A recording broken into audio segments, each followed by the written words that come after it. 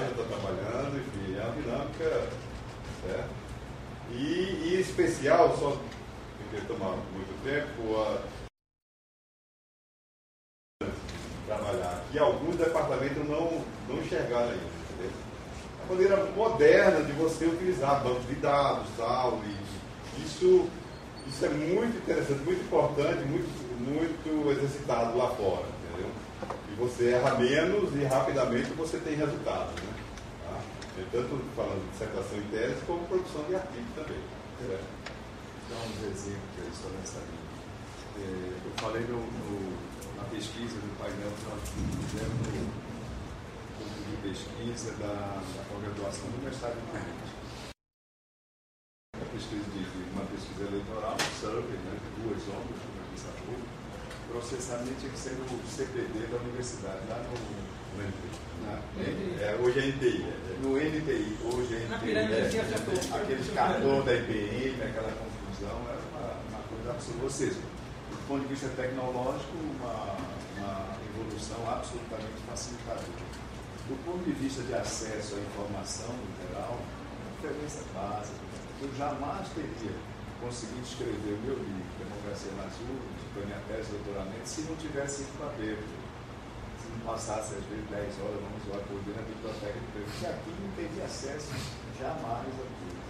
Só para ter uma ideia, é óbvio, eu passei 7 anos que eu trabalhava, né, mesmo um dia com mais de 24 horas, eu trabalhava bastante, etc. Passei 7 anos para concluir a minha tese de doutoramento. 7 anos. Práticos, explorar, pressão, tese, etc. Mas foi o tempo que eu pude.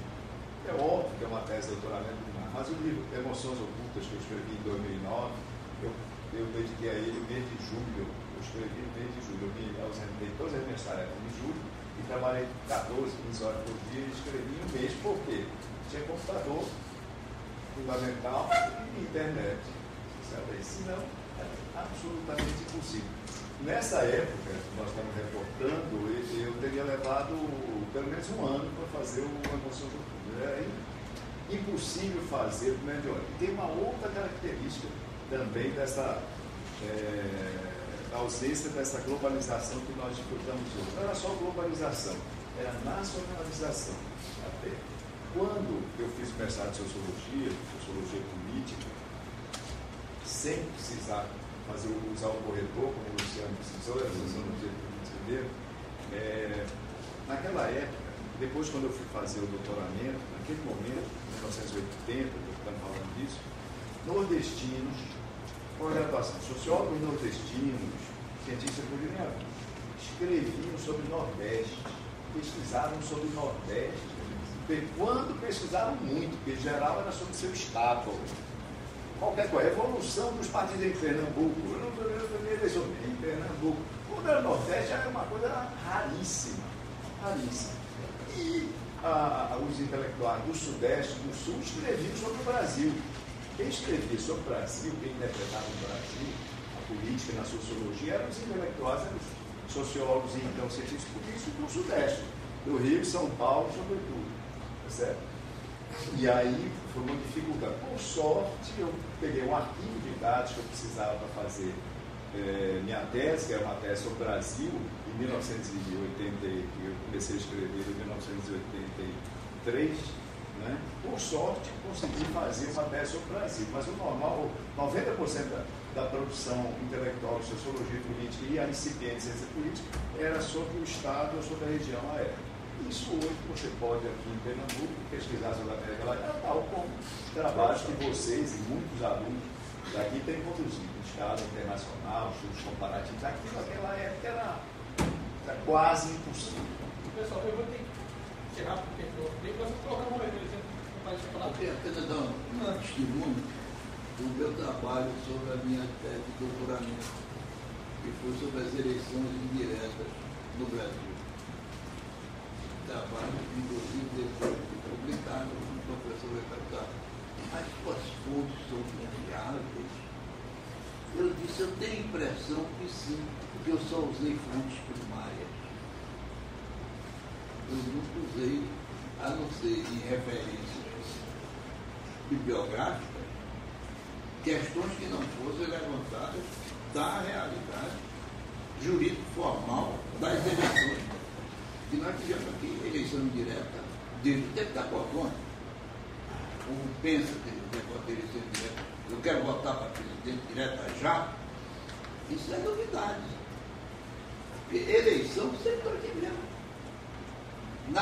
O município no Brasil sempre teve eleição. Pouca gente se apercebe dessa vertente histórica. E isso é importante porque é preciso ver que tipo de trabalho a gente deve ter em função do tema que está sendo pesquisado. Uma das coisas que é bom ressaltar é que agora a gente está falando das dificuldades criadas pelas cartas, pelos outros bichos tais, que é exatamente o caso de se dificultar as atividades que não sejam no Sudeste. E mais ainda, as grandes correntes diretoras de CAP, CPQ e outros hospitais são das ciências exatas. E é por isso que se exige na universidade professores de dedicação exclusiva. Ora, isso para mim é um desastre. Um professor de direito e dedicação exclusiva, um professor de processo que não vai a fundo, um médico que não faz cirurgia, não tem trabalho de hospital, um engenheiro civil que não constrói porque está em DE.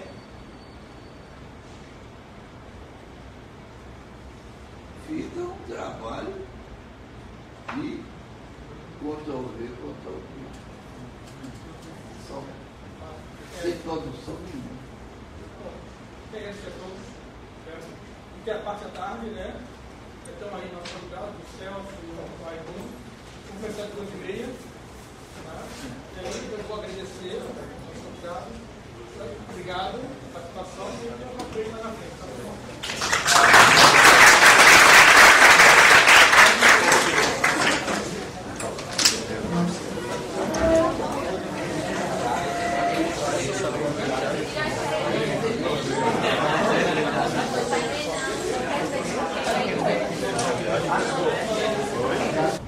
E vamos discutir dois programas.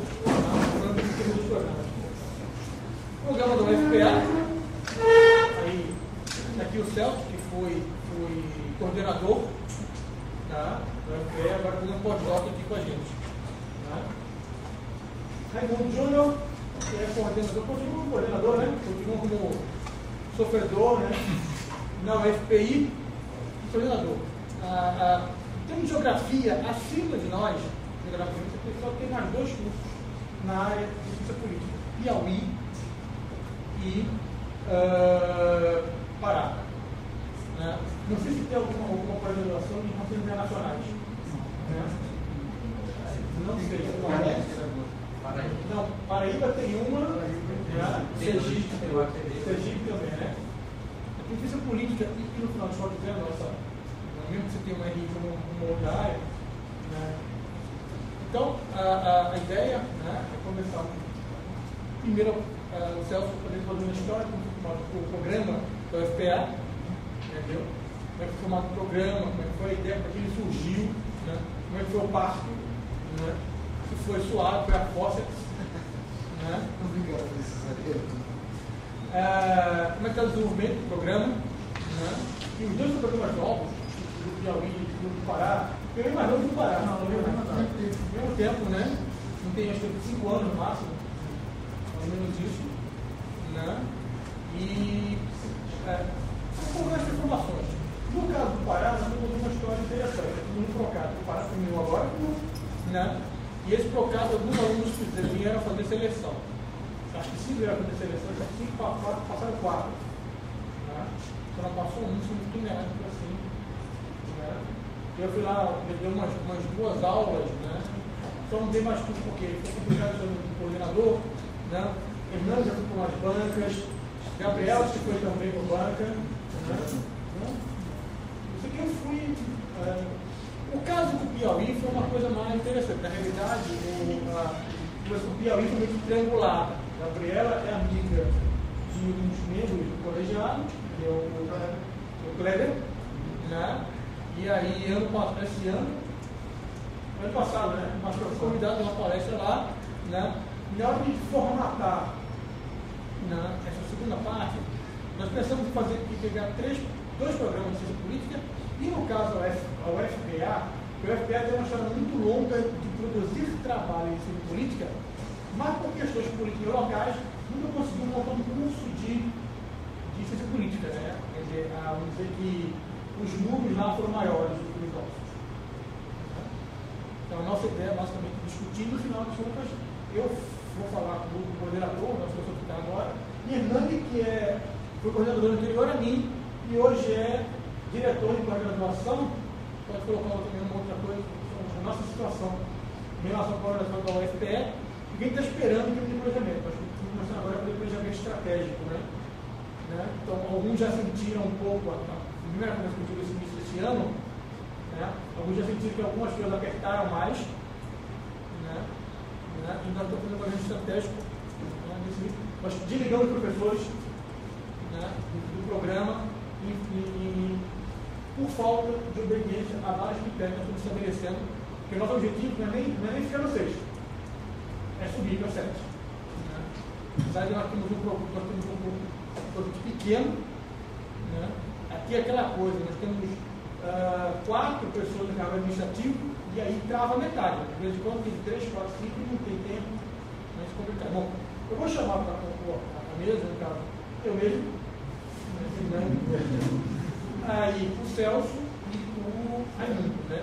E aí, como já falei, o Celso começar, Raimundo e Hernando. Temos aqui o professor, né? Aliás, que de manhã, né?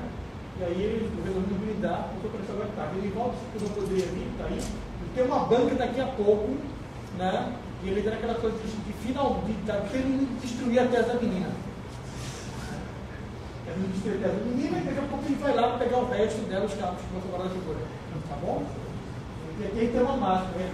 Errar é humano, também não perdeu ninguém. Veio para a banca. Né? Celso? Com observação, mantenha a enchendo a tarde, tá? Quem comeu primeiro, né?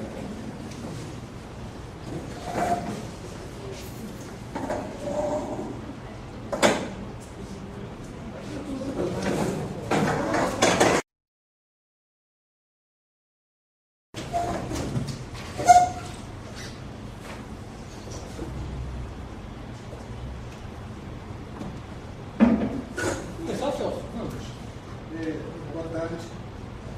Obrigado ao professor Ricardo, figura de coordenador do programa de pós-graduação em ciência política da UFPE, pelo convite, tá?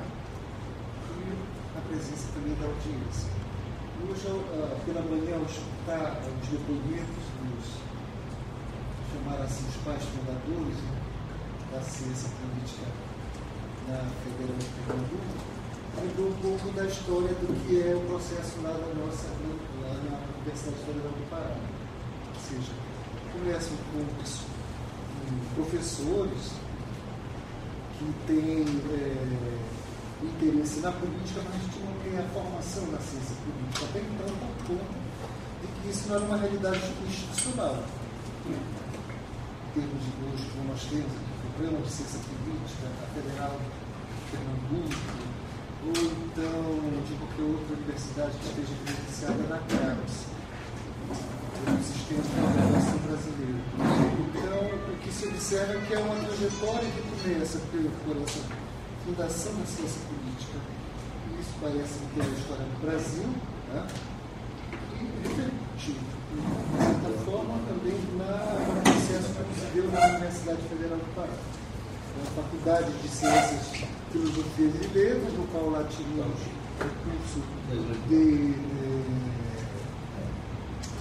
Ciências, Sociologia, na época não havia essa terminologia.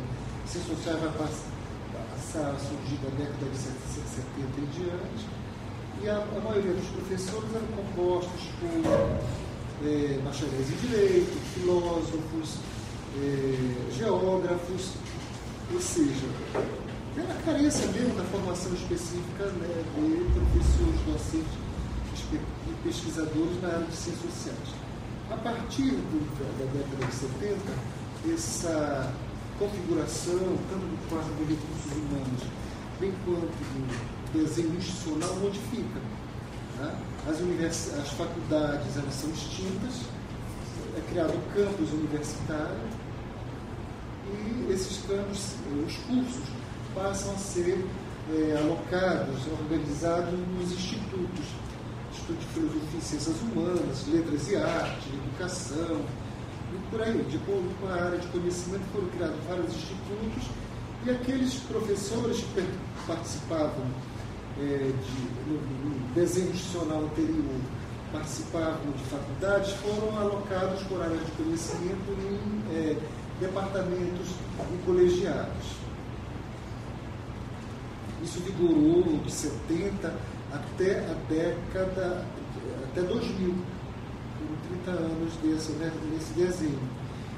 Em 2000, em torno de 2000, houve uma reforma institucional na UFPA, no qual voltou-se ao desenho anterior, né, das faculdades. As faculdades foram restabelecidas, mas criou-se novos elementos nessa arquitetura ali, que foram os institutos conforme a área de conhecimento, o Instituto de Filosofia e Ciências Humanas, e pela extinção dos centros. E também a extinção dos colegiados e dos departamentos.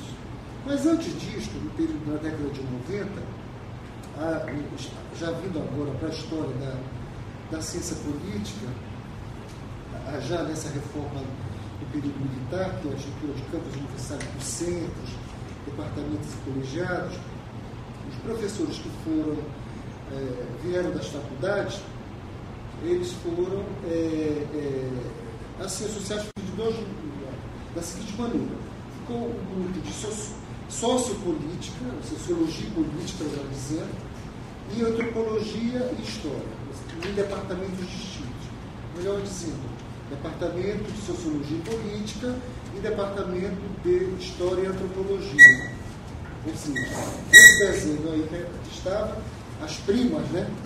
Eu sempre digo as primas, a sociologia, a antropologia, a ciência política e a sociologia, elas estavam separadas, em casas diferentes. Sobretudo porque não foi composto em departamentos no tempo de história, antropologia, ciência política e sociologia. Bom, na década de 98, que eu participei desse processo de remodelagem, foi proposto, então, uma reforma no programa, uma reforma na concepção, no desenho curricular. Naquela época se dizia a grade curricular, você pode dizer mais, né? É o percurso de formação, é o desenho curricular. Então, eu logo quando eu ingressei na Universidade de 92, fui convidado a ser o vice-coordenador naquela época do colegiado, e foi proposto fazer uma reforma no curso, que primava desde a década de 60 até a década de 90, por aquela formação que eu chamo generalista do cientista social, ou seja, com muito mais ênfase na sociologia, que depois eu vou tocar neste assunto, porque durante um longo tempo, no meu entendimento, a ciência política foi tutelada pela sociologia, sobretudo a sociologia política. Nada contra, é um fato. A gente tem que ver, né, a trajetória da nossa constituição, da nossa identidade profissional. Bom, nesse período, então, foi feita uma reforma no qual o curso de graduação ele foi dividido em ênfases. Havia uma base comum na formação do curso, até metade do curso os alunos estudavam uma formação de cientista social, formação em antropologia, em ciência política, em sociologia, mas da segunda metade do seu percurso, ele optava por uma ênfase chamada. Ele ia fazer ou ciência política, ou antropologia, ou então sociologia. Né? Foi muito criticada essa reforma. Né? Mas qual é a importância dessa ênfase, desse novo desenho do percurso da formação do cientista social do Pará, para o que figurava anteriormente, como isso contribui para a emergência, a iniciativa do programa de pós-graduação em ciência política. Conjuntamente a esta formação, ênfase na graduação, foi a ciência política se desmembra da sociologia, se tornando um departamento autônomo. Foi a partir, então, desse desenho da graduação, com o desmembramento do departamento de sociopolítica e do departamento de ciência política e de sociologia, foi que foi possível, até então, um grupo de professores que não tinha formação em ciência política, eram pessoas que desempenhavam a função do ensino, pouca pesquisa, muito mais no ensino,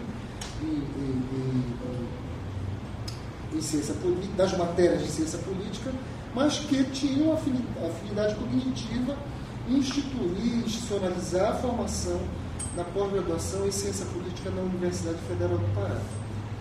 Então, a maioria dos docentes vinham de uma formação multidisciplinar no núcleo de altos estudos da Amazônia, né? E optavam pelas suas dissertações por temas, desenhos de pesquisas de política ou não, enfim, era isso então que os atraía para a ciência política, os motivava, não por uma formação específica, mas por uma afinidade.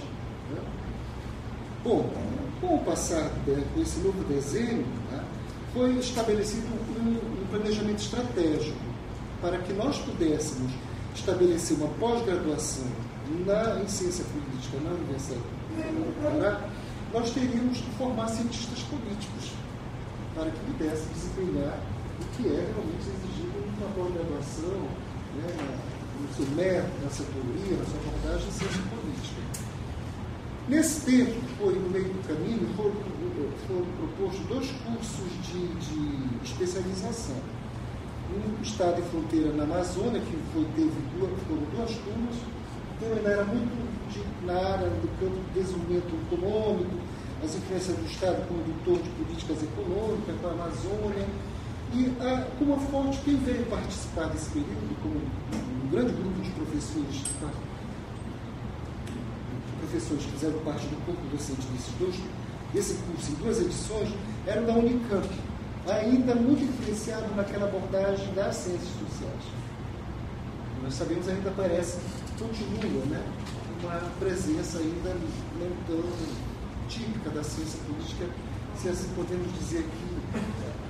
E a partir disso, então, nós tínhamos 2 alternativas para a formação de recursos humanos, de formação de cientistas políticos, para efetivar o ensino e a pesquisa da ciência política na Universidade Federal do Pará. Foi propor um INTER, inicialmente. Em seguida, com esse INTER, nós daríamos prosseguimento a um DINTER. Para quem não sabe, um INTER é um mestrado interinstitucional. Uma instituição que é reconhecida pela CAPES, que está habilitada por ela a ofertar um curso, formar uma geração em outra instituição, ela é autorizada e assim vai de acordo com o nível de ser mestrado ou doutorado. Aí vem esses apelidos, MINTER ou DINTER. Pois bem, nesse período, então, nós já tínhamos a experiência com a Unicamp, que foi essas 2 edições desse curso de especialização Estado e Fronteira na Amazônia, e entrou nesse caminho uma proposta do INPES, em 97. Né? Por fim, né, nós optamos pela via intergênera, né, em vez de fazermos a escolha pela Unicamp. Isso gerou um certo constrangimento, haja visto a Unicamp já ter vindo atuado conosco, mas escolhas são feitas e são trágicas, né, às vezes. Escolhas trágicas. Bom, E o que acontece? A partir disso, então, de 97, foi formada a primeira turma, 2000, foi até 2000 isso, a primeira turma de mestres em ciência política pelo IPES, na época. Boa conceituação na CAPES, enfim, era, digamos assim, o que havia, seria o programa aqui da UFPE hoje, né?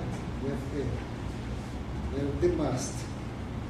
Pois bem, em seguida foi proposto, o perfil dessa turma de mestrandos nesse líder não era exatamente de egressos das ciências sociais.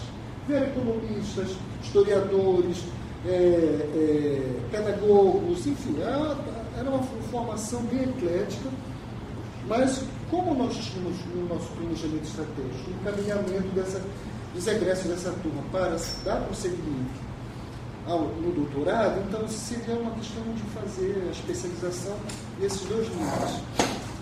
Então, a partir de 2000 foi formada a nova turma, agora de Dinter, que vai até 2005. De 2005 em diante, aquele período que foram cumprimento de créditos, enfim, defesas de teses, isso se esgota em 2007. Essa formação de todo o circuito, crédito, redação da tese, até a sua defesa, isso vai até 2007. Primeiro período de 2007. Nesse período, nesse final desse ciclo, a CAPES, na figura do coordenador na época, que era o professor Leonardo Afix, avaliou como estava, digamos assim, a distribuição das ciências sociais no Brasil, com a graduação, identificou que havia, diferente da antropologia e da sociologia ou dos programas de ciências sociais, que havia uma concentração espacial de programas de ciência política na região sul e sudeste. E aqui acolava no centro-oeste da UNB, ou seja, comparado com os programas de pós-graduação de ciências sociais, antropologia e sociologia, a ciência política não estava territorializada no Brasil. Então foi feito esse trabalho e foi uma feliz coincidência. Juntamente com o planejamento estratégico, nós já estávamos nos preparando para fazer uma proposta para a CAPES. Nesse ínter, em 2007, até quando, 2005, 2007, foram propostos 2 cursos de especialização, já com ciência, nessa formação específica de ciência política, que foi o seguinte: Estado e Políticas Públicas Setoriais na Amazônia, que foi um curso, e o segundo curso foi Partidos e Eleições na Democracia Contemporânea. Aqui já se percebe muito bem a influência das abordagens do próprio IPES, Partidos e Eleições na Democracia Contemporânea, que na época, que ele oferecia tanto o NITER como o DINTER, parece que ele liderava esse campo de pesquisa no Brasil. Se estiver errado, vocês que têm mais experiência na pós-graduação poderão me corrigir. Então houve essa feliz coincidência.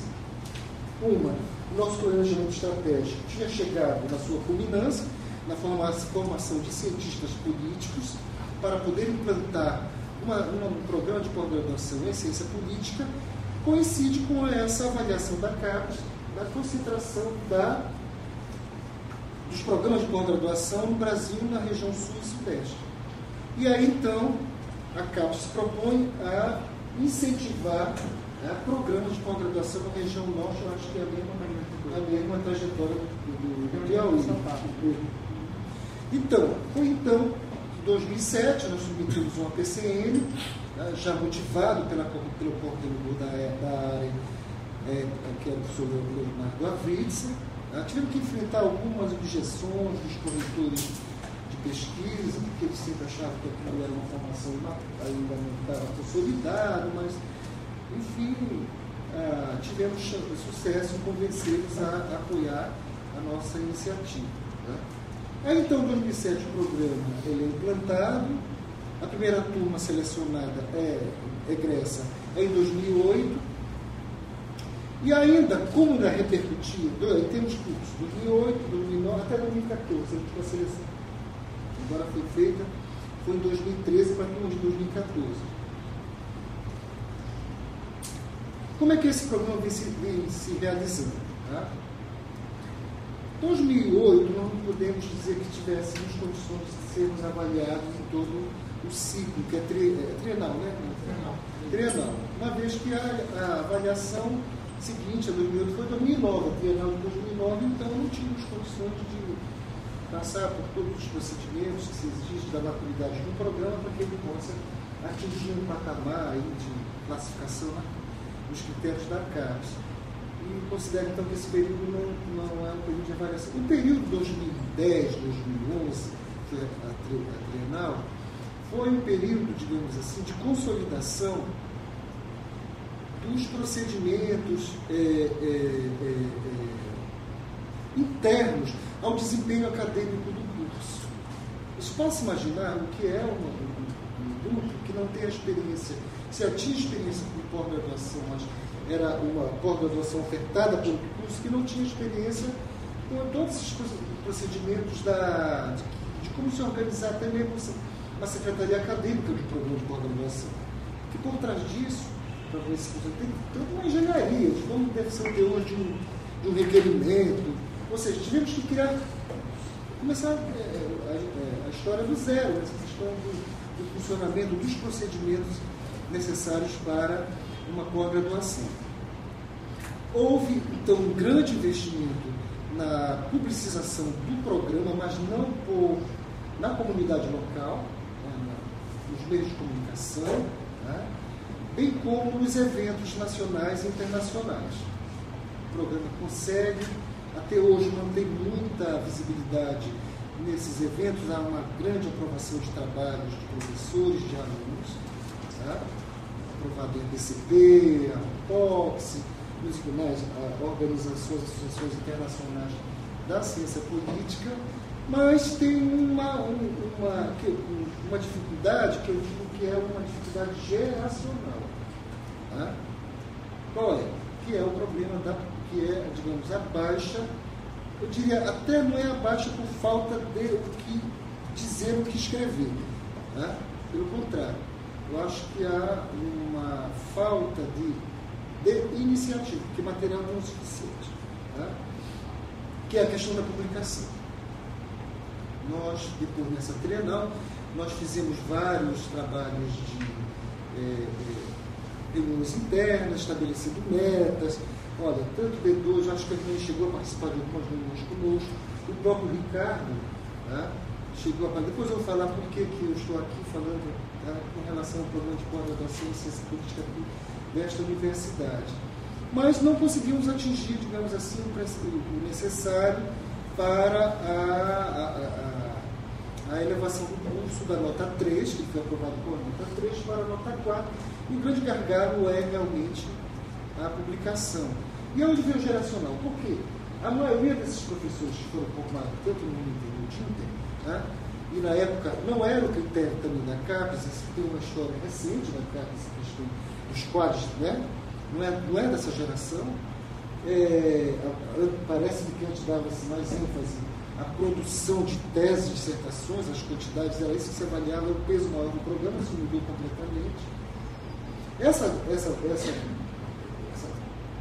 Esse quadro docente que veio nessa formação de Minter e Dinter não tinha a experiência de publicação e, por conseguinte, ao aderir ao novo programa, reproduziram essa cultura, essa falta de cultura de publicação. Nós temos feito um trabalho agora com o novo coordenador. Eu já disse com o coordenador, nós já passamos da fase da persuasão e do convencimento.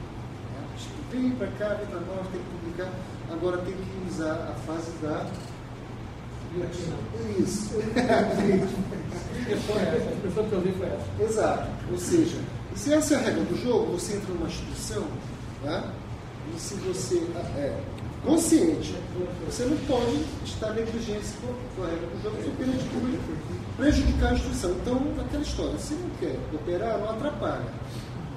Se você está lá, não está de forma compulsória, ninguém faz isso, porque nós sabemos muito bem que em determinadas circunstâncias é muito mais cômodo o professor só ficar lecionando, não que ele queira desprestigiar aqui a graduação, tá? Mas tem menos, digamos assim... São objetivos diferentes. Exato, objetivos diferentes. Tá? Pois bem, a nossa grande dificuldade é esta, em fazer com que esse quadro docente venha, de fato, a tornar sistemática essa cultura da publicação. Mas ainda são assim, pessoas que querem escrever grandes livros, grandes obras, e acharam que nunca vão fazer e não escrevem coisas que sejam, digamos, do ponto de vista razoável com uma revista, né? Então isso prejudica um pouco. Uma das estratégias nossas também para que nós saíssemos do insulamento, isso é uma grande preocupação. Bom, quando o programa de pós-graduação aqui no Norte, como é que a gente vai ficar? Foi exatamente seguir a linha de incentivo da CAPES dos programas de cooperação acadêmica. Fizemos 2 programas, o primeiro que foi com a Universidade Federal do Rio Grande do Sul, com o programa de pós-graduação em ciência política, cujo tema era novas elites políticas e políticas públicas, algo assim, porque nesse período, estados como Pará, acho que o próprio capitais, né, Porto Alegre, Belém, estavam sendo governados por governos petistas, queriam saber o que isso, essas novas elites executivas, elas iriam influenciar uma nova política pública. Foi esse desenho da pesquisa que aglutinou os professores desse programa de cooperação acadêmica com a Universidade Federal do Rio Grande do Sul. Aqui nós fizemos um PROCAD com este programa, cujo coordenador é o professor Hernani Carvalho, e tem uma grande contribuição do professor Ricardo Bosch também, foi com um PROCAD em 2010, cujo tema mobilizador é a judicialização da política das relações sociais. E o que isso tem acontecido? Por incrível, como ainda não temos o doutorado, os nossos alunos que vêm fazer, seja o mestrado de sanduíche aqui, ou seja, ou vêm fazer seleção, ou eles são aprovados lá no programa do Rio Grande do Sul, tá? Ciência Política, da URGS, né? Ou então aqui no programa de pós-graduação em Ciência Política, sendo mais aqui. Né? Lá nós temos então lá tem 2 e aqui tem 4, tá? Sendo que todos com nível de doutorado. Claro, nós não formamos de mestre lá. Isso então é uma forma de cooperação para que nós possamos vir, né, com esse quadro docente que possa retornar à nossa instituição, fazer parte, por via do meio de ingresso, que é o concurso público, para vir a compor o quadro docente do programa e já com uma tradição, né, uma geração já habilitada e acostumada com essa cultura da publicação, que é um problema que a gente vê, que eu digo que é geracional. Era isso que eu gostaria de passar essas informações para vocês, sabe? De uma forma breve, tem outras histórias para ser contadas, mas a gente pode falar em outro momento. Obrigado.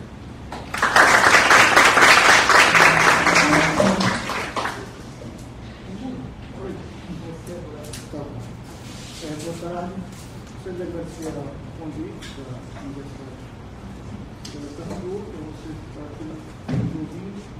Bem, a gente tem uma história completamente diferente da história lá do Pará. Estava olhando aqui, é completamente diferente da história dele. Nós criamos um curso de Ciências Sociais em 1984.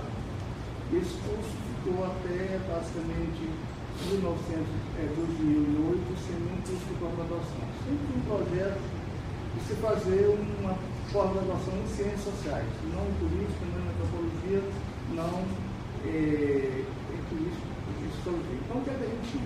Um curso voltado para a graduação e com pouquíssimos professores com doutorado ou mestrado. Mesmo aí, já nos anos 2000, o departamento devia ter 2 ou 3 professores com doutorado, que é o professor Francisco Loncaro e a professora Vilma Chiara. Sinal do grande nome da ciência social no Brasil. Pelo que parece, a gente quando tinha renda lá em cima. E ficamos muito tempo com nessa situação.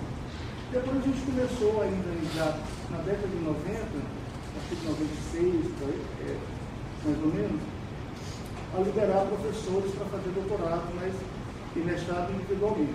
Então era muito projeto pessoal de cada um.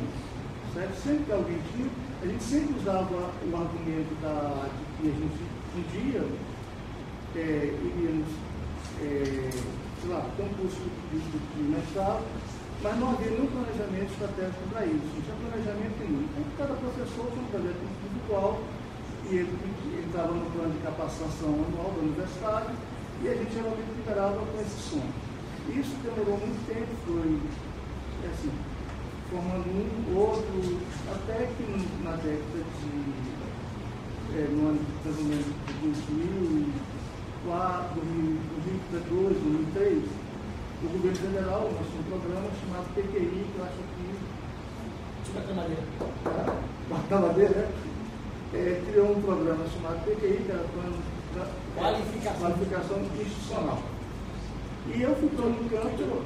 Porque eu bati na madeira. Foi uma das coisas mais loucas que eu vi na minha vida. O que estaria errado deu. Todo mundo saiu com raiva.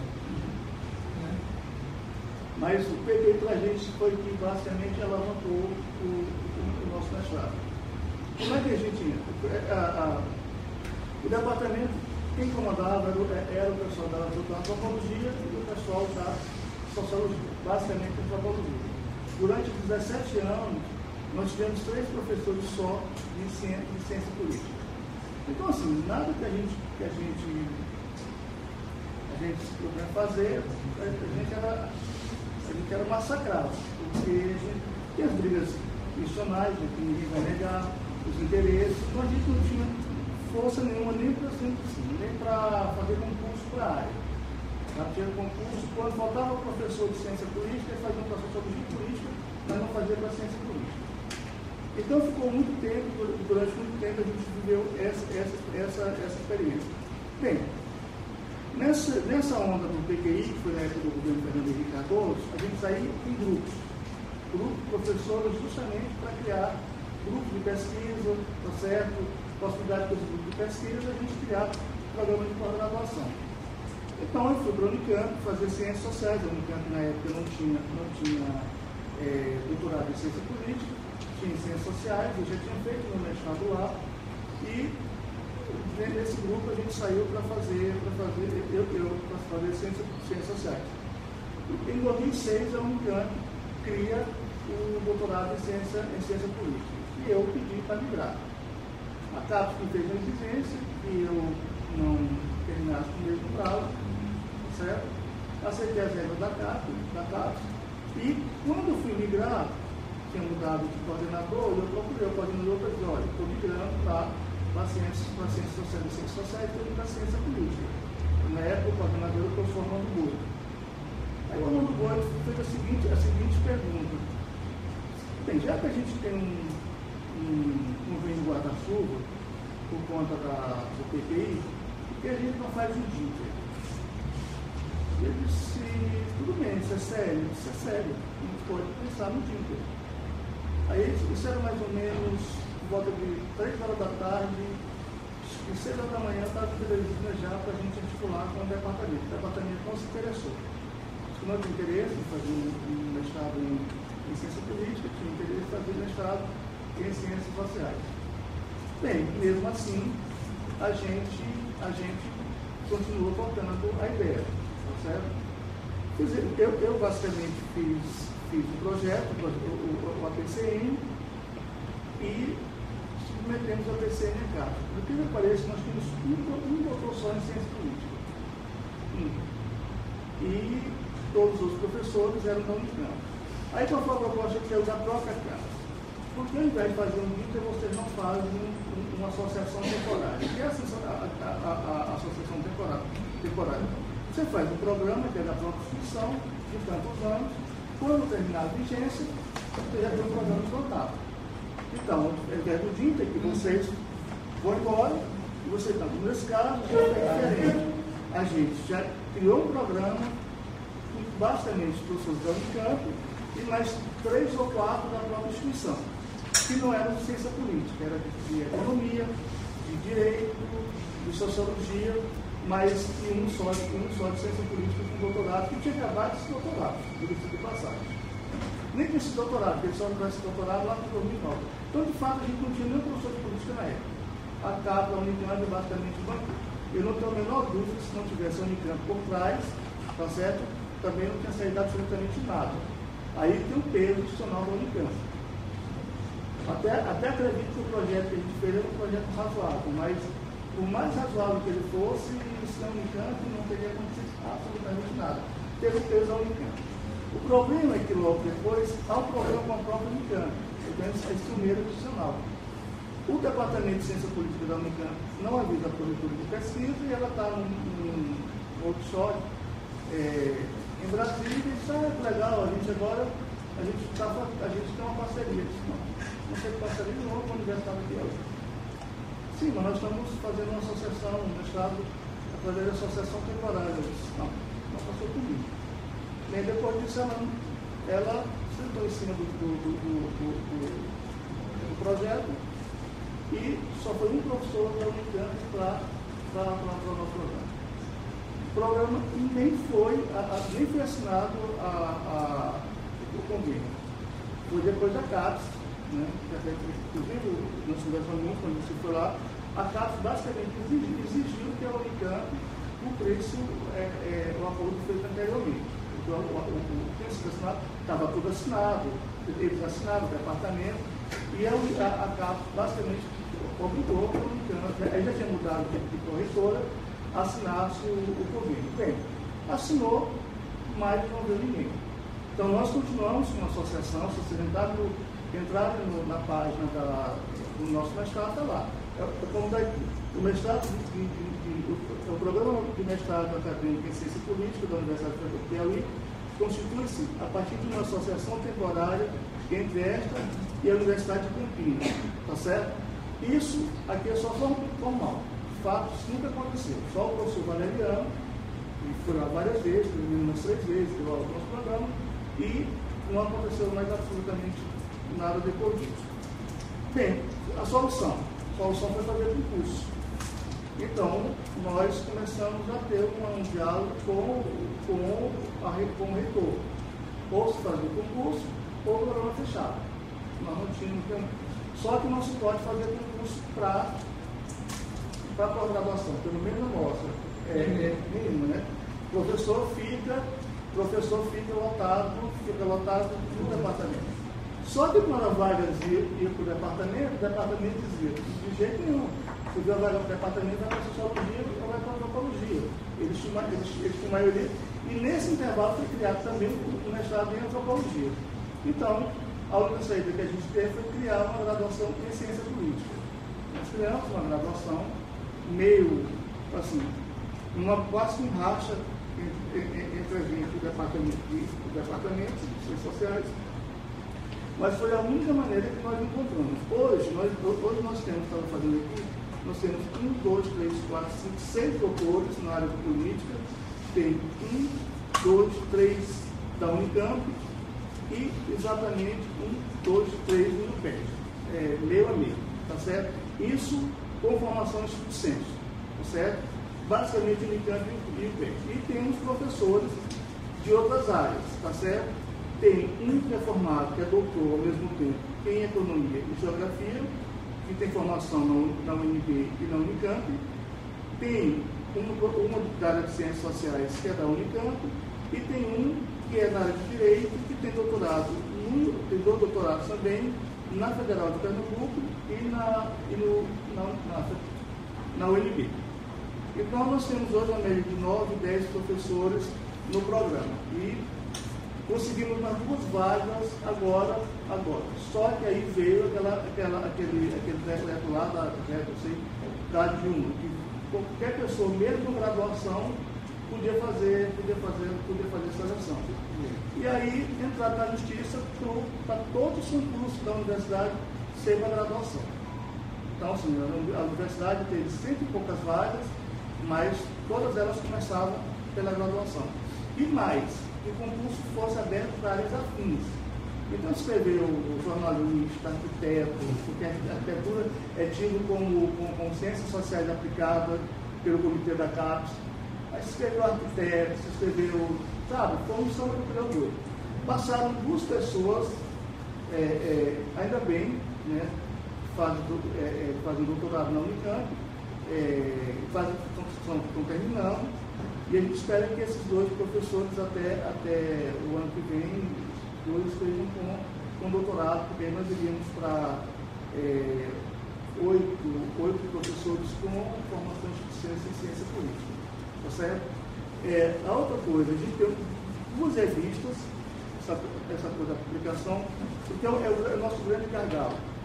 O nosso público-alvo, geralmente, a gente faz uma seleção são 12 vagas, a gente tem uma média de 120 concorrentes. Só que daí 80 da área de direito. Quase não tem cientista político concorrente, e mesmo cientista social. Os que concorrem são muito poucos. Então, é basicamente o pessoal da área de direito que concorre. Então, é um outro problema, porque aí como essas pessoas estão iniciando na área, aí produção de alunos muito baixa. Esse ano a gente melhorou bastante. 100% dos nossos alunos agora conseguiram aprovar apresentação de trabalho na Fox, não, na ATCP. Todos que concorreram também na Fox também conseguiram agora. Está tendo um também na UFSCar também concorrer também conseguiram. Então, assim, com relação ao aluno, a gente deu um salto fantástico, um salto maravilhoso. A gente melhorou muito no tempo de defesa das dissertações, inclusive a própria CAPES faz uma referência com relação a isso na última avaliação penal, ela já coloca como uma das melhores médias, então a gente melhorou bastante, e veio o velho gargalo, o gargalo da produção. Nós temos uma produção, assim como baixíssima, de professores, né? Ainda é onde está o grande problema, é a produção de professores. Tentando resolver isso, a gente criou 2 revistas, mas mesmo assim a gente não resolve, porque acaba sendo uns critérios que são meio malucos. Até na última reunião do fórum, durante a foto, você coloca a lista até do próprio Gamarrente, né? Já pronuncio. Gamarrente. Qual é? É que só, vamos supor que tem uma revista bilíngue, inglês e português, parece que a gente só pode ter produção interna de 20%. Então, assim, a gente faz revista para os outros. Nós não fazemos revista. Enquanto os americanos fazem revista para eles, tá certo? O pessoal da UFSC a gente faz para os outros. Então, assim, a gente só pode ter 20%. Então, assim, é nada, basicamente. Né? De 10 artigos, a gente pode ter 2 artigos. Para poder se adequar aos critérios da CAPES, porque senão não tem conceito, não é um conceito bom. Então a gente tem esse outro problema, a gente até tem a produção, tá certo, interna, mas não tem. Quando você vai disputar, você tem quantas revistas hoje, Qualis A e Qualis B, aqui no Brasil? São 2, 3 ou 4. Qualis A?